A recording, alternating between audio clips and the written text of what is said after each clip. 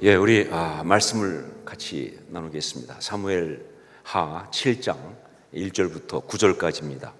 여러분 아시지만 저한테 아들이 하나 있습니다. 그 아들은 지금 허선학교에 유다준 집사입니다. 아들이 집사를 받으니까 그렇게 좋더라고요. 서류 집사지만. 그런데 그 아들 이름을 지을 때 좀 스토리가 있어요. 원래는 저희가 이제 제 아내하고 교제하면서 아직 결혼도 하기 전에 믿음이 있어서 그런 건 아니고 그냥 건방 떠느냐고 그랬겠지만 아들을 주실 줄 알고 이름을 미리 지어놨어요. 이런 믿음 보셨습니까, 여러분? 아직 결혼도 안 했는데 아들을 줄 줄 알고 이름을 졌는데 뭐라고 졌느냐? 그 당시는 예수님 예자를 잘 안 쓸 때입니다. 그래서 아주 신선하게 예수님 예자, 그리고 저희 그 돌림자가 준이거든요, 끝이. 그래서 예준 이렇게 이름을 지었어요. 예수님 예자에 돌림자 끝을 준. 그래가지고 딱 했는데 이게 좀 문제가 됐어요. 뭐냐면 이제 그러는 중에 저희 형이 아들을 낳았어요. 저희 큰 조카. 그런데 저희 아버지가, 제가 이걸 미리 말하면 안 되는데 막 자랑하고 다녔겠죠. 그러니까 아버지가 갑자기 전화가 왔어요. 그 큰 손자가 태어나서 이름을 지어야 되는데 아무리 생각해도 예준이밖에 생각이 안 난다, 내가. 그러니까 너는 아직 결혼도 안 했고 아들이 나올지 안 나올지 모르니까 양보해라. 그래서 그때는 뭐 저는 아주 우습게 생각하고 그러시죠, 그러면. 뭐 아직 결혼 안 했으니까, 아들이 있을지 모르니까. 그래서 저희 큰 조카 이름이 유예준이에요. 유예준. 그리고 이제 저희가 결혼한 다음에 정말 하나님이 아들을 주셨잖아요. 이제 고민이 생기기 시작한 거예요. 다시 찾아올 수도 없고 이름을 어떻게 하면 좋은가. 그래서 어떻게 할까 그러다가 생각해 보니까 예수님보다 끝발이 높은 게 누군가. 적어도 예수님보다는 끝발이 높아야 되겠다고 생각했으니까. 성경을 보니까 예수님이 뭐예요? 다윗의 자손 예수 그리스도 아닙니까? 그렇다면 다자를 집어넣자. 그래서 다준 이렇게 진 거예요. 다윗을 집어넣어서 다준. 여러분, 근데 제가 설마 그랬겠습니까? 아무리 제가 그래도 뭐 끝발이 높아서 아직 다윗이 예수님보다 끝발이 높은가요? 절대 아니죠. 뭐 그래서 한 것은 아니고요. 그냥 그건 하는 이야기고, 사실은 그때 제가 다윗에 거의 미쳐 있었어요. 지금도 그렇지만 가장 좋아하는, 제가 가장 닮고 싶은 그런 신앙의 사람이 다윗이었습니다. 그래서 다윗을 너무 사랑하고 너무 흠모하기 때문에, 그래서 다윗 다 집어넣어서 다준 이렇게 이름 지은 거예요. 그때는 이름에 다자 집어넣는 거 거의 없었습니다. 근데 하여간 좀 파격적으로 그렇게 다윗 때문에 그렇게 지었다. 근데 제가 다윗의 어떤 부분이 그렇게 닮고 싶었을까?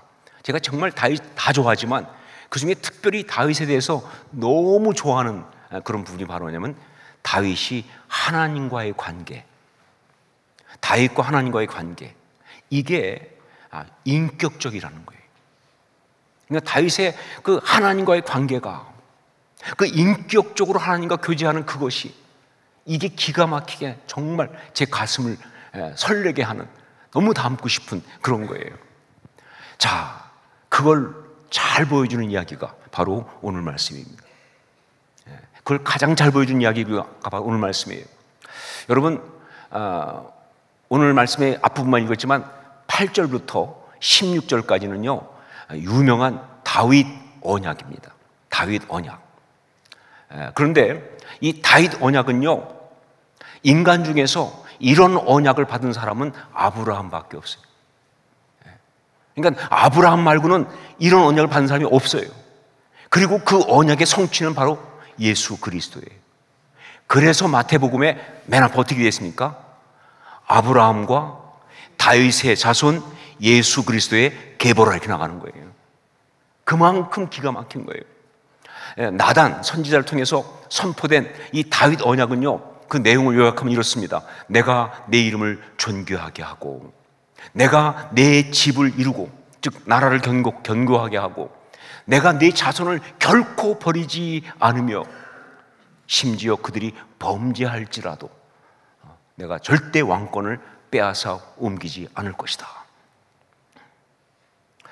여러분, 놀랍게도요, 다윗 언약 보면 8절부터 16절까지 보면요, 거기에 동사가 23개가 나옵니다. 동사가. 근데 23개 동사의 주어는 딱 하나예요. 하나님, 1인칭이에요. 하나님이 나라고 하는 1인칭으로 시작해가지고 23개 동사를 그냥 쫙 열거하시는데, 그 모든 동사를 열거하면서 단 하나의 조건도 없어요. 그냥 하나님이 내가 이렇게 하고 이렇게 하고 이렇게 하고 이렇게 하고 이렇게 하고 이렇게 하고 23개를 그냥 열거하시는 거예요. 어떻게 보면요, 하나님이 좀 오버하신다 할 정도로 말이죠. 그냥 계속 어떤 조건도 안 붙여요. 예.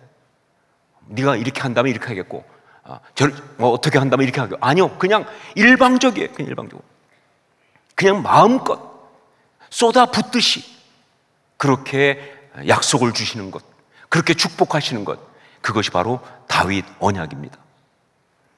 시내산에서 이스라엘 백성에게 모세를 통해서 율법을 주실 때도 절대로 이렇게 하지 않았어요.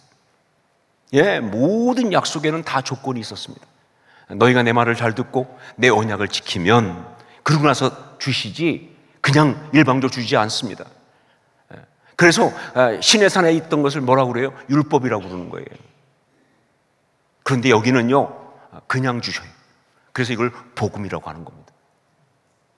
그리고 앞에 걸 법이라고 한다면, 지금 이것은요, 법이 아니고 뭐예요? 축복이에요. 그리고 은혜를 주시는 것이다. 이게 바로 다윗 언약이다. 자, 어떻게 다윗이 이런 축복을 받을 수 있었을까? 이게 궁금한 거죠. 그죠? 어떻게 다윗이 이런 축복을 받을 수 있었을까? 대답은 딱 한 가지입니다. 그것이 바로 뭐냐면, 다윗이 하나님을 감동시켰기 때문에 그렇다. 다윗이 하나님을 감동시켰기 때문에. 자, 내용을 보면 그렇습니다. 1절 한번 같이 읽도록 하겠습니다. 1절 같이 읽습니다.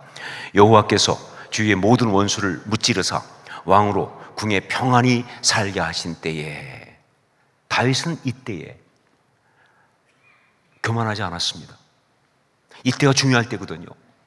예, 여호와께서 모든 원수를 다 무찌르사 왕으로 궁에 평안히 거하게 하실 때, 이때가 사실은 중요할 때예요. 그런데 다윗은 이때 이제 잘 나간다, 괜찮다, 이게 아니라 그 평안에 빠지지 않았어요. 여러분, 신앙인은요, 이런 말이 어찌 보면 축복에 빠지면 안 돼요. 하나님 우리를 축복하셨을 때 그 축복에 빠지면요, 그건 망하는 거예요.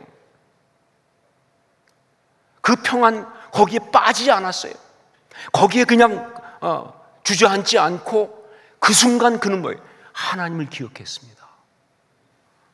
이 은혜가, 이 축복이 누구로부터 왔는가? 참 사람들은 너무 완악하기 때문에 조금 좋아지고 그러면요, 하나님 생각 안 하거든요. 지가 잘한 줄 알아. 원래 그런 줄 알아. 그래서 문제가 생기는 거예요. 그런데 신앙의 사람은 그 순간에 하나님을 기억합니다. 이 은혜가, 이 축복이 누구로부터 왔는가? 이게 신앙이죠. 자, 그러면서 여기서 다윗은 인간으로서는 좀처럼 하기 힘든 하나님을 향한 배려를 시작합니다. 인간이 하나님을 배려했다? 이게 참 쉬운 얘기가 아니잖아요. 근데 인간으로서는 좀처럼 하기 힘든 하나님을 향한 배려를 하기 시작합니다. 2절 말씀 같이 읽겠습니다. 왕이 선지자 나단에게 이르되, 볼지어다 나는 백향목궁에 살거늘 하나님의 궤는 휘장 가운데에 있도다. 예, 나는 백향목궁에 사는데 하나님의 궤는 휘장 가운데 있다. 너무 죄송한 거예요.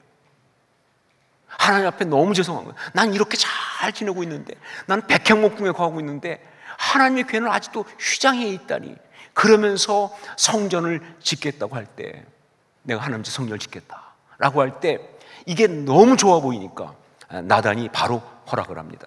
우리 3절 말씀을 함께 읽겠습니다. 3절 같이 읽습니다. 나단이 왕께 아뢰되 여호와께서 왕과 함께 계시니 마음에 있는 모든 것을 행하소서 하니라. 자, 그런데 문제는 그날 밤에 일어났습니다. 그날 밤에 하나님의 말씀이 선지자 나단에게 임했는데, 그런데 그 이야기가 확 바뀌어버린 거예요. 똑같은 선지자한테 임했는데 아까 했던 이야기하고 확 바뀐 다른 이야기, 그런 말씀이 주어진 거예요. 좀 길지만 5절부터 7절까지 한번 같이 읽어보겠습니다. 5절로 7절 함께 읽습니다.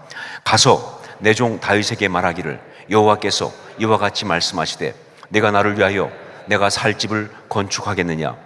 내가 이스라엘 자손을 애굽에서 인도하여 내던 날부터 오늘까지 집에 살지 아니하고 장막과 성막 안에서 다녔나니 이스라엘 자손과 더불어 다니는 모든 곳에서 내가 내 백성 이스라엘을 먹이라고 명령한 이스라엘 어느 지파들 가운데 하나에게 내가 말하기를 너희가 어찌하여 나를 위하여 백향목집을 건축하지 아니하였냐고 말하였느냐. 이거 어떻게 된 겁니까? 낮에는 분명 뭐였어요? 좋다고, 그렇게 하라고, 성전을 지으라고 그렇게 얘기했잖아요, 나단이. 그런데 그 나단한테 밤에 임한 계시는 전혀 다른 얘기예요. 성전 짓지 말라고, 필요 없다고, 건축하지 말라고, 허락하지 않는다고 이렇게 말씀하시니 이거 어떻게 설명하면 좋으냐 그 말이에요. 어떤 학자들은요 이렇게 말합니다. 나단이 처음에는 다윗이 그렇게 말하니까 기도 안 해보고 자기 생각에 그냥 옳은 대로 지으십시오 이렇게 말했다가 나중에 하나님께 밤에 혼나고 그리고 정정한 것이다 라고 그렇게 말하는 사람이 있습니다. 뭐 선지자도 뭐 혼날 때면 혼나게 해주죠. 그렇죠? 유진 피터슨이라고 하는 제가 참 좋아하는 목사님입니다. 정말 훌륭한 분이죠.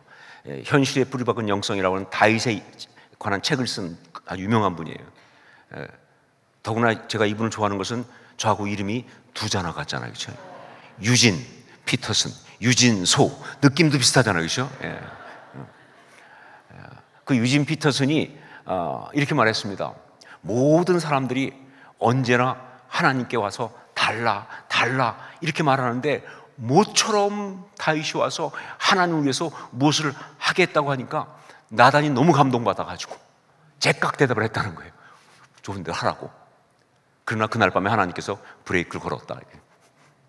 그거 아니야.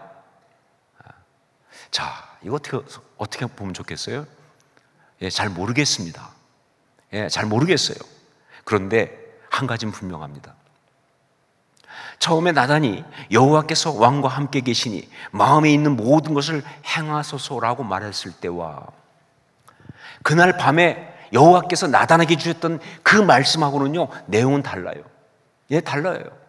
앞에 거는 뭐예요? 성전을 지으라는 얘기고요, 뒤에 거는 짓지 말라는 이야기예요. 그러나 거기에 깔려있는 정서는 똑같다는 거예요. 이건 분명합니다.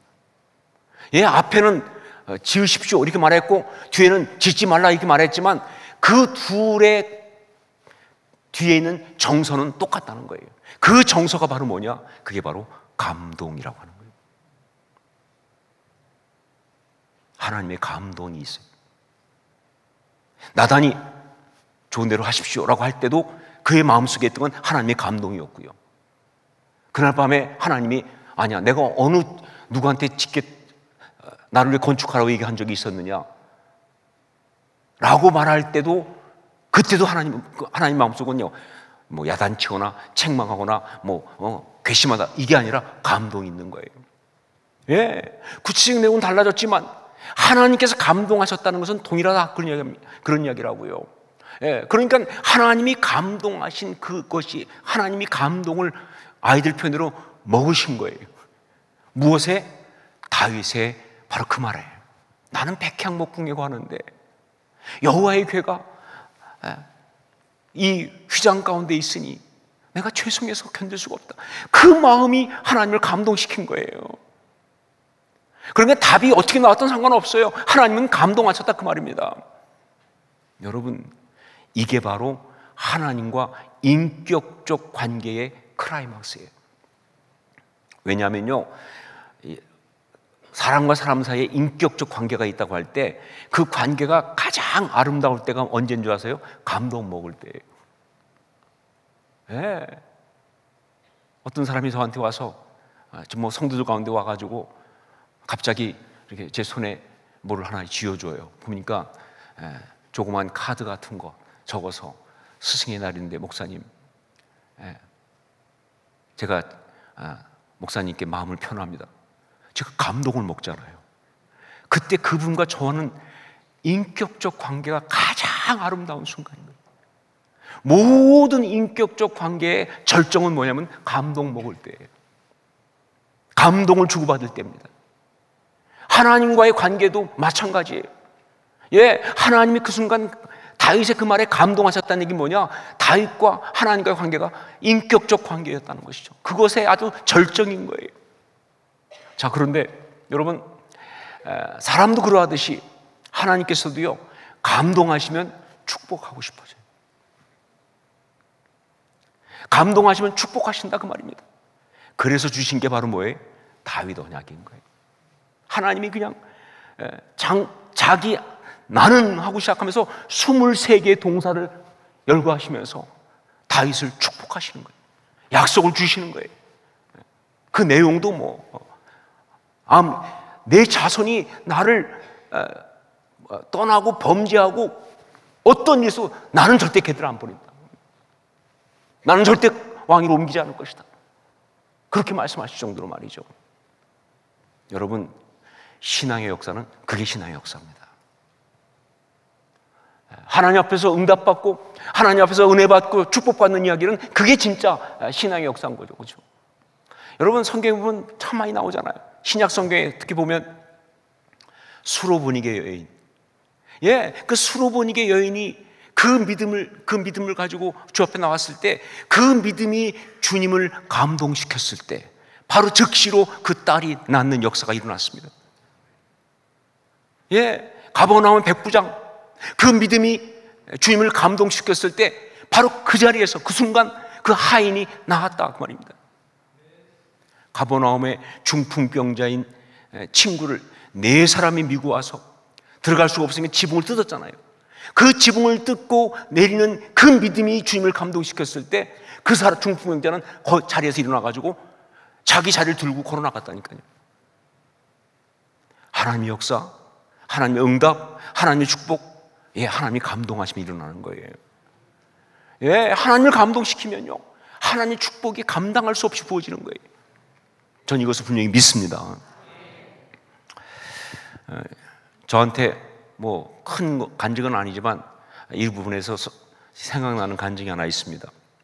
제가 군대 생활을 강원도 화천에서 했는데, 그런데 저는 이제 그 사단 직할대라고 하는, 그러니까 사단 본부에 속한 직할대인 화학대라는 곳에서 이제 있었습니다. 그런데 거기는 이제 그 작은 부대다 보니까 그 부대 안에 교회가 없어요. 그리고 화천 시내에서 더 이제 춘천쪽으로 나가 있기 때문에, 그러니까 뭐 어떤 사단에 있는 교회라든가 어디 갈 수가 없어요. 그래서 어쩔 수 없이 이제 교회를 가려면 화천에 있는 일반인 민간인 교회를 가야 되는 거예요. 그래서 제가 핍박을 좀 받으면서도 여하튼 하여간 그 저보다 먼저 핍박받은 분의 어떤 공로로 제가 매주일 화천 장로교회를 출석을 했어요. 그러니까 정말 이건 뭐 행복했죠. 그래서 이제 매주일마다 이제 걸어서 화천 장로교회 가서 예배드리고 성가대하고 그리고 이제 오고 했는데 1985년도였습니다. 그때 제가 제대할 해인데 1월 달에 화천 장로교회에서, 그래도 꽤 규모가 있는 교회입니다. 뭐 아주 큰 교회는 아니지만, 그런데 거기서 목사님이 처음으로 전 교인들한테 선교 헌금 작정을 권고하셨어요. 우리가 선교 헌금을 작정하자. 근데 그 얘기 듣는데 제가 너무 하고 싶은 거예요, 마음에. 근데 돈이 어디 있어요, 돈이. 그 당시 군대 병사 월급이 정확히 기억 안 나는데 한 2,000원 정도 했던 것 같아요. 2,000원은 안 넘었던 것 같아요. 요즘은 60만 원인가 그렇다며. 다시 군대 가고 싶어요, 제가 요새. 네. 근데 그때는 한 2,000원 정도 했던 것 같아요. 그런데 그거 좀 택도 없죠. 근데 너무 하고 싶은데 그때 갑자기 딱 떠오른 게 뭐냐면 담배값이 떠올랐어요. 연초비. 군대 월급 말고, 사병 월급 말고 또 주는 게 있는데 뭐냐면 담배 값을 줘요. 그런데 저는 담배를 안 피우니까 그 돈이 그냥 그대로 저한테는 용돈으로 오는 거잖아요. 그것도 한 2,000원 정도 했던 것 같아요. 그게 딱 생각나서 내가 이걸 가지고 그래서 매달 2,000원씩 이제 선교헌금 작정을 한 거예요. 뭐 그 당시로 볼 때는 아주 큰 돈은 아니지만 그렇다고 해서 너무 지금 2,000원처럼 너무 초라한 건 아니에요. 근데 작정하다 보니까 좀 문제가 있어요. 뭐냐면 저는 5월 달이면 제대하거든요. 5월 말에 제대인데 헌금 작정은 1년치를 하게 돼 있는 거예요. 야, 그래, 거기 아무래도 5월 달까지만 작정하게 돼 있고 않고, 그게 참 좀 난감하더라고요. 그런데 그때 생각에, 뭐 어떻게 되겠지. 그리고 뭐 그냥 5월 달까지만 하고 제대하고 나면 계속 안 해도 뭐 문제 없겠지라고 생각했어요. 그래서 그냥 1년을 작정을 하고, 그러니까 1년 동안 매달 2,000원씩인가를 해서 이제 성경 작정을 한 거예요. 그래가지고 제대할 때까지 5월 말까지 담배값 나올 때마다 꼬박꼬박 이렇게 성경을 했습니다. 그리고 이제 제대했어요. 여러분 아시죠? 지금 모르겠지만 옛날에는요, 병사가 제대하면 그쪽으로 쳐다도 안 본다. 그건 뭐 쳐다도 안 봐요. 그쪽으로 돌아서서 소변도 안 본다 정도로 아주 뭐 군대에서 떠나면 그냥 끝나는 거거든요. 그리고 이제 제가 와가지고 이제 복학을 준비하고 있는데, 그런데 그때 하여간 뭐 여러 가지가 참 어려웠어요. 하여간 저는 참 그때까지 참 제 삶의 가장 어려운 것 중에 하나가 이 가난이었습니다. 하여간 가난이 참 저를 불편하게 했어요. 특히 대학 가서부터는 아주 그건 늘. 그리고 이게 해결할 방법이 안 보이잖아요. 뭐 학생이 무슨 수로 그걸 해결하겠어요. 그러니까 막 어려운데 여전히 군대 갔다 오면 좀 나아질까 했더니 여전히 똑같은 거예요. 그래가지고 있는데 그때 어떤 한 집사님 집에서 저를 이제 그야말로 이제 데리고 있는 거니까 갈 데가 없으니까, 근데 어떤 목사님이 소개해 주셔가지고 어느 집사님 집에 제가 얹혀 있게 됐어요. 그 집에 얹혀 있는 것도 참 불편한데, 그런데 갑자기 어느 날 그 남자 집사님이 저한테 용돈을 주시더라고요.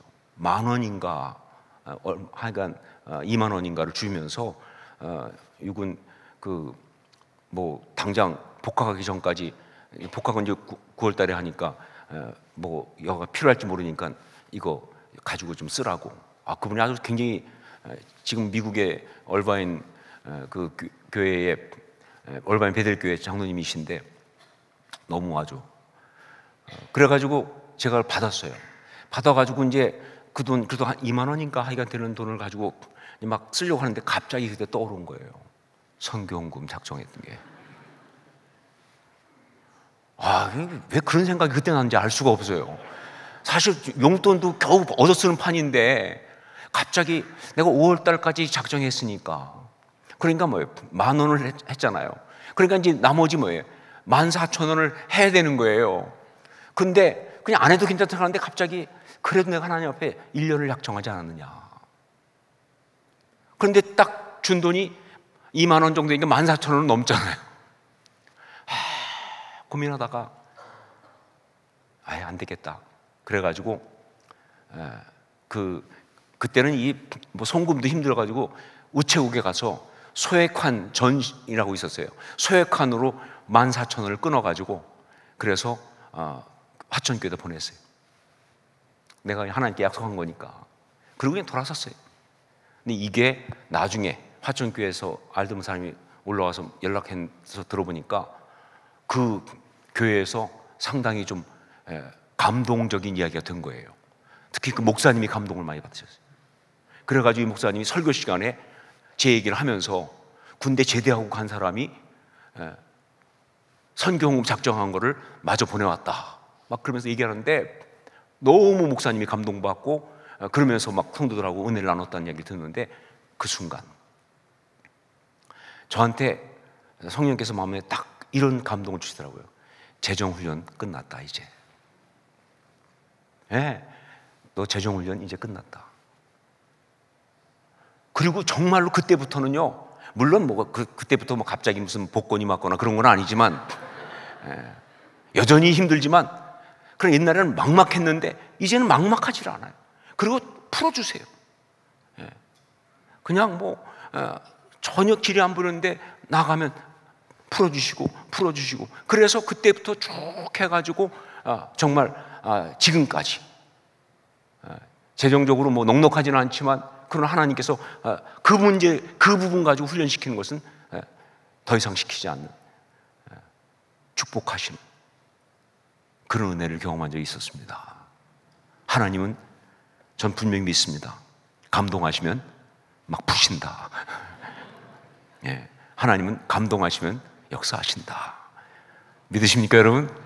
예, 우리 하나님 감동하시면 축복하시는 거예요. 여러분, 우리 신앙은요, 하나님을 감동시키는 신앙이 되어야 할 줄 믿습니다. 예, 우리가 신앙생활할 때 하나님을 감동시키는 그런 신앙이 되어야, 그래야 이게 맞는 것이다. 정말 여러분 모두가 다 하나님을 감동시키는 사람이 될 수 있기를 주의 이름으로 축원합니다. 그게 아름다운 사람이죠, 그렇죠? 자, 그럼 어떻게 하면 하나님을 감동시킬 수 있을까? 예, 하나님을 감동시키는 5가지. 5가지. 이 5가지가 왜 중요하냐면요, 손가락이 5개이기 때문에 중요한 겁니다. 그러니까 이 손가락 하나하나에다가 이 한 가지씩 해서 잊지 마시라고요. 첫 번째가 뭐냐? 회개입니다. 회개가 하나님을 감동시킵니다. 네, 성경 보세요. 회개하면요, 하나님 감동하세요. 회개가 하나님을 감동시켜요. 어떤 이야기든 간에. 두 번째, 겸손이에요. 백부장의 경우처럼, 수로 분위기 여인의 경우처럼 겸손이 하나님을 감동시킵니다. 겸손. 정말 우리가 겸손할 때, 그때 그것이 하나님을 감동시킨다. 세 번째가 뭐예요? 용서할 때. 예수님의 십자가, 그 십자가 역사, 그것이 뭡니까? 용서 아닙니까? 저들의 죄를 사하여 주옵소서. 예수님이 산상수훈에서 뭐라고 말씀하셨어요? 원수를 사랑하라. 그러면서 너희를 사랑하는 자를 사랑하면 무슨 상이 있으리요? 그러면서 정말 원수를 사랑할 때, 용서할 때 그게 상이 있다고 말이에요. 예, 용서가 하나님을 정말 감동시킵니다. 네 번째, 인내가 하나님을 감동시켜요. 참아줄 때. 인내가. 야고보서 1장 12절 말씀, 시험을 참는 자는 복이 있나니 이는 시련을 견뎌낸 자가 주께서 자기를 사랑하는 자들에게 약속하신 생명의 면류관을 얻을 것이기 때문이라. 인내하면 생명의 면류관이 있다, 그 말입니다. 베드로전서 2장 19절, 부당하게 고난을 받아도 하나님을 생각함으로 슬픔을 참으면 이는 아름다우나. 여러분, 우리가 정말 억울하고 부당한 순간에도 하나님 때문에 내가 참고 있을 때 우리 하나님 감동 먹으세요. 뻔히 힘든 거 아는데, 억울하면 못 참는 거 아는데, 그런데도 불구하고 그냥 그래도 신앙인이라고, 그래도 목사라고, 그래도 집사라고, 믿음의 사람이라고 그냥 참으려고 애를 쓰는 거 볼 때 우리 하나님 감동하세요. 인내가 하나님을 감동시키는 코드예요. 그리고 5번째는 헌신입니다. 헌신.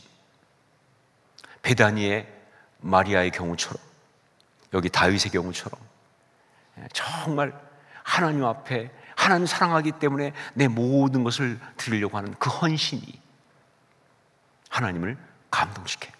하나님이 무슨 물질이 없으시겠어요? 하나님이 무슨 필요한 게 그렇게 많으시겠어요? 모든 걸 갖고 계신 분이지만, 그러나 하나님은 하나님을 위해서 나의 것을 드리는 그 헌신을 받으실 때 너무 감동하신다. 5가지. 첫 번째 뭐라고 그랬어요? 회개가. 두 번째 뭐예요? 겸손. 세 번째 뭐예요? 용서. 네 번째 뭐예요? 인내. 다섯 번째 뭐예요? 헌신. 시간을 30초 드리겠습니다. 빨리 암송하세요, 지금부터. 왜냐면 이거 잊어버리면 안 되거든요. 왜냐면 이제부터 우리는 뭐예요? 하나님 감동시키기 프로젝트에 들어갈 거거든요. 이제. 그러니까 하나님 감동시키기 프로젝트에 들어가야 되니까 이 5가지 이으셔야 돼요. 다시 한번 합니다. 첫 번째 뭐라고요? 회개. 두 번째 뭐라고요? 겸손. 세 번째 뭐예요? 용서. 네 번째 뭐예요? 인내. 다섯 번째 뭐예요? 헌신. 꼭 기억하세요. 꼭 기억하세요. 내가 그 상황에 들어갔을 때 하나님을 감동시키겠다고 그렇게 결정하고 그 5가지를 향해서 나가는 거예요. 이게 하나님 감동시키는 5가지예요. 여러분, 하나님과 인격적인 교제를 가진 사람이 될 수 있기를 주님으로 축원합니다. 하나님을 감동시키는 사람 될 수 있기를 주님으로 축원합니다. 자, 그런데 이게 좀 쉽지 않아요. 가장 어려운 게 뭐냐면요, 하나님과 인격적 교제하고 싶은데, 그래서 정말 하나님 감동시키는 그 일을 하고 싶은데, 문제는 뭐냐? 하나님은 하나님이시고 우리는 인간이잖아요. 그러다 보니까 이게 쉽지 않아요. 그래서 사람들이 하나님과 인격적 교제 갖는 것은 그래서 어려운 거야 생각을 합니다. 하나님을 감동시킨다는 것은 그래서 쉽지 않다라고 생각하는데 절대로 아니에요. 사실 하나님은 하나님이시고 우리는 인간이기 때문에 하나님과 인격적 교제를 못하는 게 아니고요, 우리가 노력을 안 하니까 못하는 거예요. 여러분, 사람과도 마찬가지예요. 그냥 생각만 하면 아무 역사 없잖아요. 내가 정말 그 사람을 향해 가서 어느 순간에 정말 민망하지만 가서 사랑합니다. 그때 뭔가 오잖아요, 느낌이. 그렇죠? 근데 그거 이거 뭐 꼭 말해야 알아? 그거 아무 일도 안 일어나는 거예요. 부산 남자들 들으셔야 합니다. 아무 일도 안 일어나는 거예요. 그냥 뭐 알지, 이거 갖고 안 되고 말이죠. 정말 사랑합니다. 난 당신이 너무 좋습니다. 고백할 때 역사가 일어나는 거예요. 하나님께도 마찬가지입니다. 우리가 사랑의 표현을 해야, 그래야 하나님과 인격적 관계가 되는데, 그걸 안 하니까 하나님과 사이에 인격적 교제가 없는 거예요. 하나님이 영이시기 때문에, 우리는 인간이기 때문에 안 되는 게 아니라, 우리가 하나님 앞에 그 하나님을 감동시킬 그 사랑의 고백을 안 하는 게 문제라니까요. 여러분, 하나님과 인격적 교제하기 원하세요? 하나님을 감동시키기 원하세요? 그러면 하나님 앞에 사랑을 표현하세요. 여러분. 게리 체프먼이라고 하는 사람이 쓴 유명한 책 아시죠? 사랑의 5가지 언어. 오늘 5이 중요합니다. 5가지 언어. 뭐예요? 첫 번째가 인정하는 말, 두 번째 뭐예요? 함께하는 시간, 세 번째가 뭐예요? 봉사, 네 번째가 스킨십, 다섯 번째가 선물 아닙니까? 그렇죠?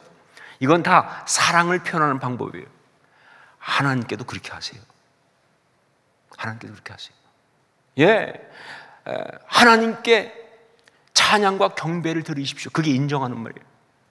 여러분, 정말 하나님은 위대하십니다. 하나님은 신실하십니다. 하나님은 정말 온 나라를 통치하시는 분이십니다. 하나님은 정말 사랑이 많으신 하나님이십니다. 이런 고백을 하는 게, 여러분, 우리가 볼 때는 아무것도 아닌 것 같지만 하나님이 거기에 감동하신다니까요. 왜? 이건 인정하는 말이잖아요. 하나님만이 나의 하나님이십니다. 하나님만이 정말 나의 진정한 내 삶의 주인이십니다. 인정하는 말을 하세요. 그게 찬양과 경배 아니냐 그 말이죠. 그리고 하나님과 함께하는 시간, 이거 말할 필요가 없죠, 그렇죠? 하나님과 함께하는 시간을 가지세요. 그래서 모임에 나오고 정말 함께 하나님과 교제하는 그런 시간을 갖고, 이런 것들이 하나님을 감동시키는 거예요. 시간에 비례합니다. 무조건 시간에 비례합니다. 그리고 봉사, 말할 필요가 없죠.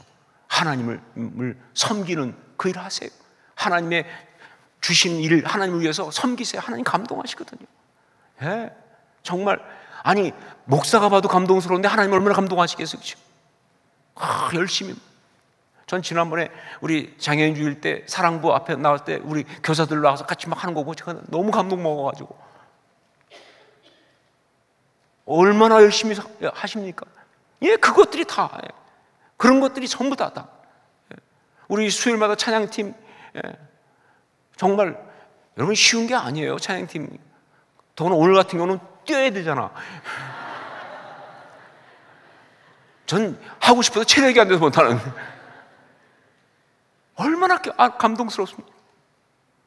아니, 저분들이 아니 뭐 나름 품위와 그 우아함을 유지하고 살아가는 사람들인데 여기서 뛴다는 게 쉬운 일이에요? 하나님 섬기려고 뛰는 거야. 예, 그것이 바로 하나님을 감동시키는 거예요. 스킨십, 이게 좀 어렵더라고요. 이게 하나님하고 스킨십을 어떻게 해야 될까? 근데 딱 보니까 이건 친밀한 교제 아닙니까? 스킨십이니까. 개인 기도 시간, 하나님과 나만 있는 골방 기도, 다 스킨십이죠. 아버지, 오늘도 이런 시간이었습니다. 오, 천지에 충만하신 하나님 아버지, 이렇게 하는 기도 말고요. 그냥 아버지 사랑합니다. 죄송해요 아버님, 잘못했어요 오늘도. 그런 기도가, 이게 스킨십. 그때 하나님 감동 먹죠. 그리고 헌신, 예물 드리고 선물, 하나님께 내가 드릴 수 있는 그것 올려드리는 그것이 하나님을 감동하게 한다. 정말 이제부터 우리 모두가 다 하나님 감동시키기 프로젝트 했으면 좋겠습니다. 정말 이거처럼 우리를 행복하게 하는 게 또 없지요. 하나님이 감동하시면 얼마나 우리가 행복하겠습니까? 그렇죠? 그래서 이 시간에 하나님 감동시키기 프로젝트 중에 제일 첫 번째로 우리가 하나님 앞에 드릴 수 있는 가장 달콤한 찬양을 하나 드리려고. 찬양은 다 좋지만 하나님께 드릴 수 있는, 이건 하나님 감동시키려고 하는 거예요. 그러니까 이거는 다른 의도가 없어요. 그냥 하나님 감동시키려고 하는 가장 달콤한 찬양을 하나 드리는 시간을 가지려고 합니다. 어떤 찬양을 제가 하기 원하냐면 사랑해요 목소리 높여라는 찬양입니다. 아시죠? 사랑해요 목소리 높여.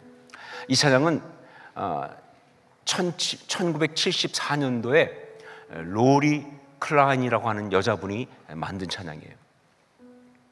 근데 이 찬양이 스토리가 좀 있어요. 이 로리 클라인은요, 그 당시 24살이었습니다. 그러니까 50년생이니까 74년이니까 24살 왔죠. 그런데 그때 결혼을 했어요. 남편하고 이제 일찍 결혼했어요. 그리고 그 다음에 이제 아들 하나를, 어린 아들을 데리고 있어요. 그런데 남편은 그때 대학생이었어요. 학교 가야 돼. 그래서 굉장히 재정적으로 어려웠어요. 그래서 오레곤에 있는 어느 좀 외곽 지역의 그 모빌홈, 여러분 모빌홈 그러면 트레일러 하우스예요. 트레일러 같은 데 살았어요. 아무도 많이 없는 그냥 외딴 곳에, 사막 같은 곳에 있는 트레일러에 사는데 남편이 하나밖에 없는 차를 몰고 학교로 가고 나면 이 로리는요 하루 종일 거기에서 그냥 운전도 못했고 차도 없고 그러니까 그 어린 아기를 안고 그냥 지내야 되는 거예요. 얼마나 힘들었겠어요. 그런데 이 자매가 너무 믿음이 좋은 자매였어요. 힘도 들지만 그러나 한쪽에서 너무 감사한 거예요. 하나님이 이렇게 자기한테 가정도 주시고 이렇게 하나님이 주신 귀한 자녀를 키우면서 이렇게 살 수 있다는 게 너무 감사한 거예요. 그래서 하나님 앞에서 뭐 해드리고 싶은데 또 문제가 뭐냐? 아무것도 없다는 거예요. 내가 하나님 앞에, 나 하나님한테 막 모든 거 해드리고 싶은데 근데 가진 게 있어야지. 아무것도 없는데 할 수 있는 것도 없고 뭐 나가지도 못하니까, 그리고 아이하고 있어야 되니까. 그래서 어느 날 하나님 앞에, 하나님 내가 정말 하나님 너무 사랑하고 하나님 앞에 다 드리고 싶은데 그런데 할 수 있는 게 아무것도 없습니다. 하나님 혹시 저의 이 목소리라도 받으시겠다면 이거 드리고 싶습니다. 그때 로리 클라인은 음악을 한 적이 없습니다. 근데 갑자기 뭐예요? 입술에 찬양이 들어온 거예요.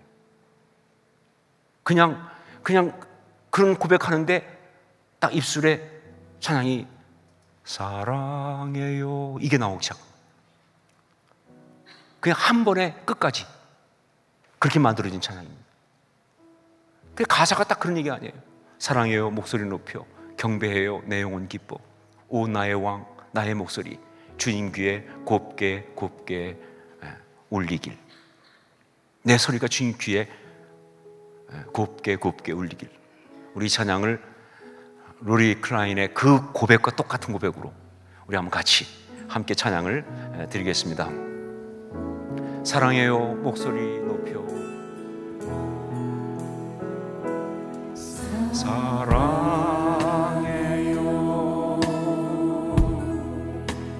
목소리 높여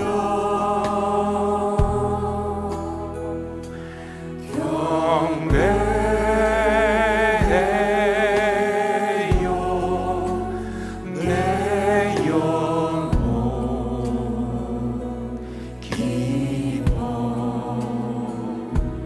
오 나의 왕 나의 목소리 주님 귀에 곱게 울리니. 다시 한번 우리 주님만 생각하면서 고백합니다. 사랑해요 사랑해요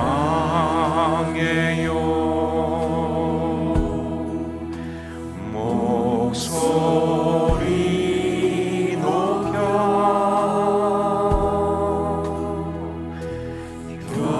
경배해요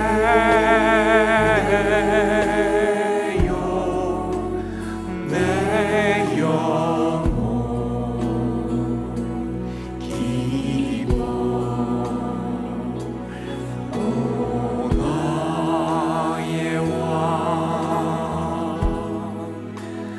나의 목소리 주님 귀에 곱게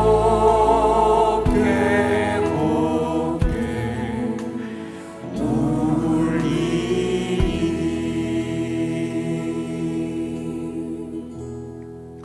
제가 한번 차를 타고 가다가 갑자기 찬양이 하고 싶어졌습니다.